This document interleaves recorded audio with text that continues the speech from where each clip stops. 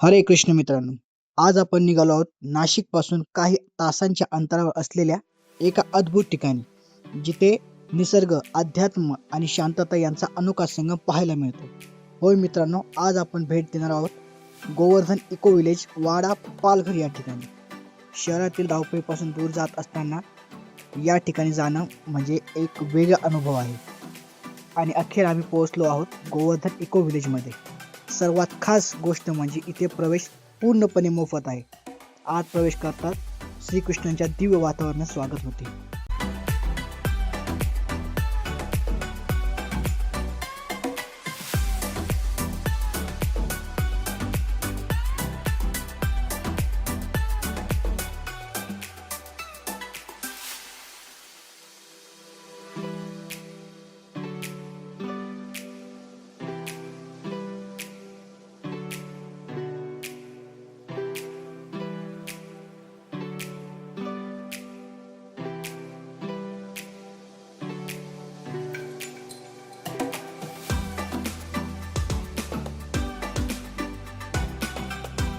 प्रवेशानंतर भाविकांना प्रेमाने दिला जाणारा प्रसाद हा अनुभव आणखी विशेष बनवतो आणि तो घेण्यासाठी आम्ही तिथे पोहोचलो.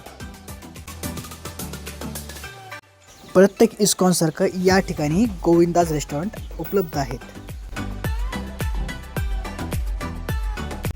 इको विलेज म्हणजे मिनी वृंदावन हे फक्त पर्यटन स्थळ नाही, तर हे इस्कॉनच्या तत्वांवर आधारित एक आदर्श आध्यात्मिक गाव आहे.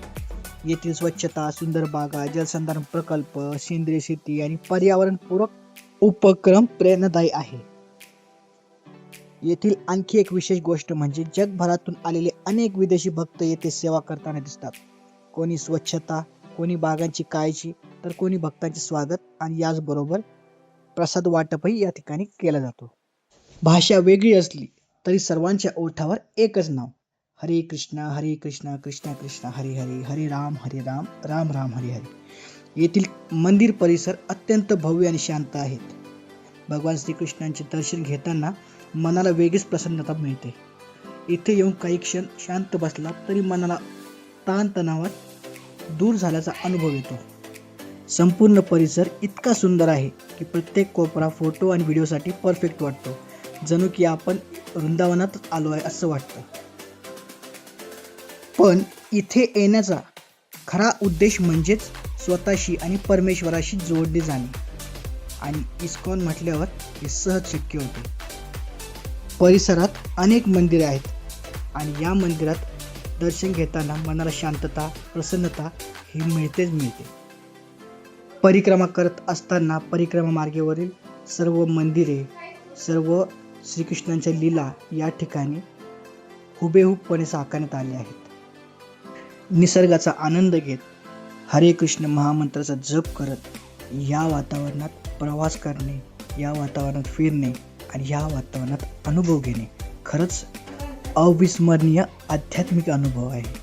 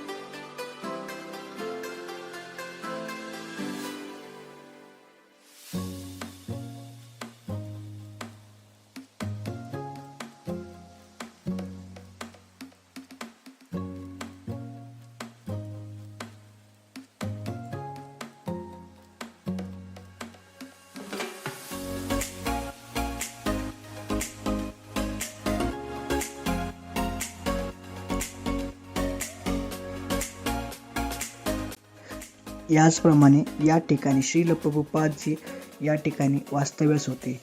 त्यांच्याबद्दल या ठिकाणी संपूर्ण माहिती आणि त्यांच्या निगडीत असलेली सर्व ठिकाणं या ठिकाणी आहेत.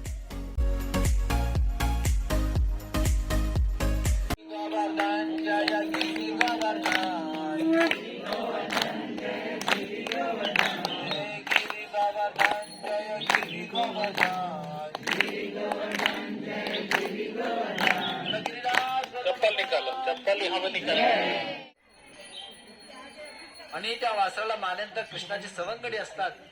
ते सांगतात कृष्णा तू एका वासराला मारल्यामुळे अशुद्ध झालात, पापी झालात, तर आमच्यामध्ये त्या खेळायला यायचं नाही. कृष्णाला खूप वाईट वाटतं.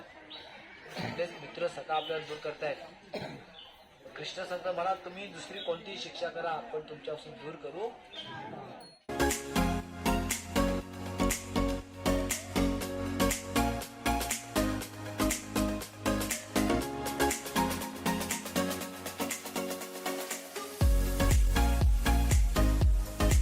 पूर्ण परिक्रमा पूर्ण करत वेळ येते ती महाप्रसादाची. सात्विक, स्वादिष्ट आणि प्रेमाने भरलेले भोजन. हा होता आमचा ब्लॉग. पूर्ण व्हिडिओ आवडल्यास नक्की लाईक करा, शेअर करा आणि चॅनलला सबस्क्राईब नक्की करा. हरे कृष्ण.